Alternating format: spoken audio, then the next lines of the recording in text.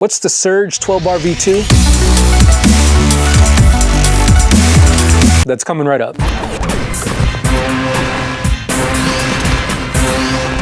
Welcome to Run Playback. This week we're checking out the Surge Stunts subframe and 12-bar V2, designed specifically for the Sur-Ron. We're gonna break down the features, look at the pros and cons, and do a test ride. So let's get to it.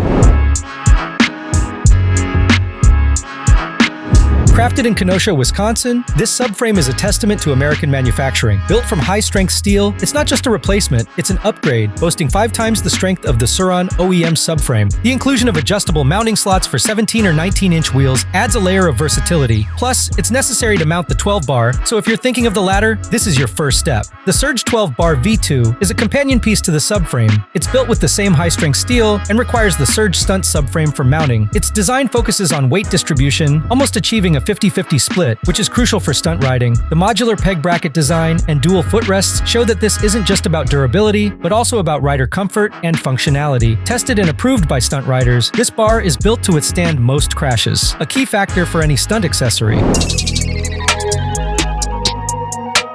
What's going on, guys? Surge Sully here. We're over here with Run Playback to install the Surge Stunts 12 bar on his Sur-Ron. So first thing you're gonna need is the sub cage, and then you're gonna need the Surge Stunts 12 bar if that's what you want. They also do make a shorty that does not have the titanium on the back. The reason why you want a Surge Stunts subframe is because when you go down, and it's not if, it's when, you want this to stay rigid and not bend on you. You can almost bend this and break it just by hand.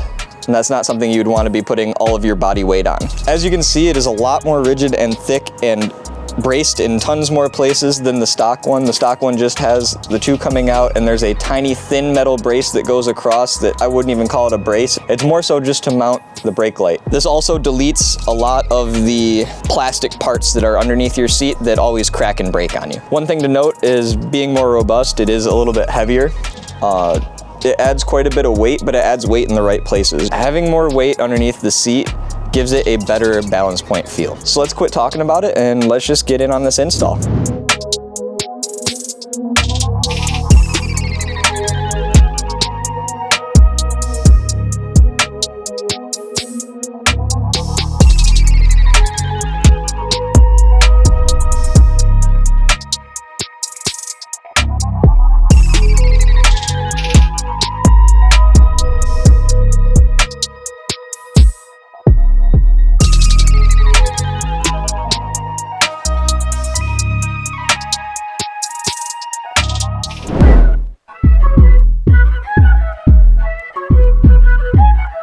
So now we have the V1 installed on Rick's bike. The only difference between my bike and his bike is his does have the lowering brackets.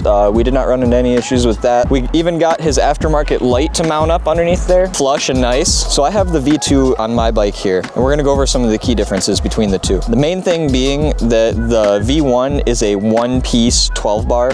Everything is one piece together and then the pegs bolt on. There's a secondary piece that mounts the peg bracket so that if you fall and bend this, it's not part of the bar and you can just unbolt and rebolt on a new bracket. Another key difference is the foot positioning. There are 2 foot braces here instead of the one singular foot brace on the V1 for people with those long legs. And then Rick is running 17-inch tires on his, and I am running 19s on mine, so mine is pushed back one position further, but it also does accommodate for the 16 and 17-inch wheel sets. And then this one is pushed all the way forward. So I've never ridden a Surge bar with lowering brackets, so we're gonna definitely give this a try and see how it feels.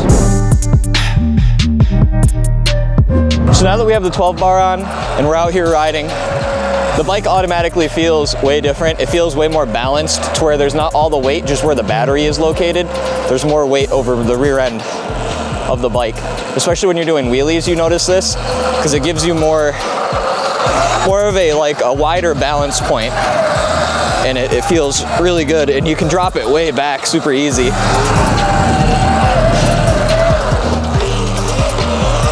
Then you can get up to the pegs. This thing feels freaking amazing.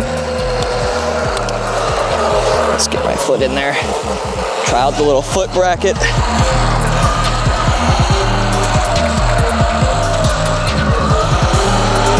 Feels amazing. Super, super tolerant.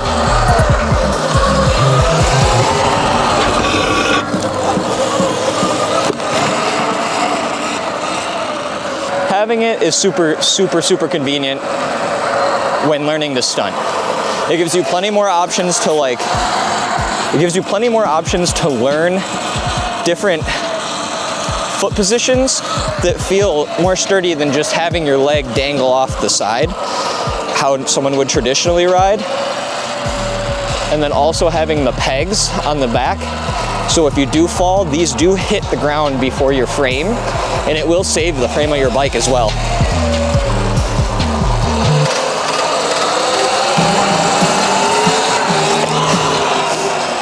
It feels really good, super sturdy, and the scraping position isn't compromised at all with the brackets being where they are.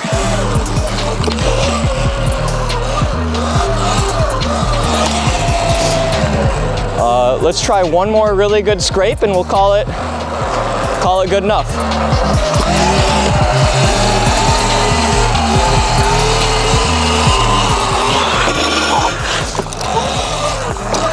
It makes the bike feel way more balanced in a wheelie. It gives you plenty more options for tricks and learning new things that you wouldn't do normally without it. And if you do happen to fall, you got something to save you. Also sideways as well, it also helps you when you tip over. Adds a lot more rigidity to the seat, so when you're doing those seat standers and stuff like that, you don't feel like the back of your seat's about to bend and break off. Even Rick himself is gonna notice a huge difference in his wheelies. And whatever else Rick chooses to do with the bar. So now we're here with my bar, the V2, and we're gonna give it a little test ride and talk about some of the key differences. So right off rip, the pegs are exactly where they were before. There's no difference in the pegs. They are in the same exact spot. There's nothing different. We also have both of the different foot peg positions. So you have, for the shorter leg people like me, you have this, and then if you have a way longer leg, you can use the secondary one. And it also feels better in a straight line, gives you more mobility.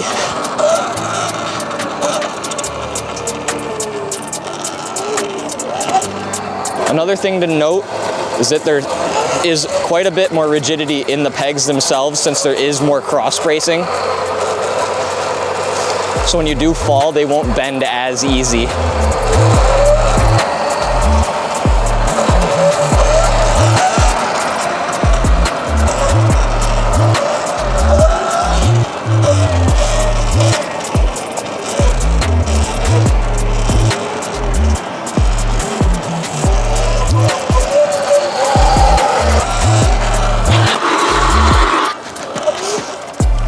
So final thoughts, between the two bars, both are great, but there's some obvious improvements with the V2. And if you're interested in purchasing one of these bars, you can visit surgestunts.com, use code SULLY at checkout for an additional 5% off, and enjoy the ride.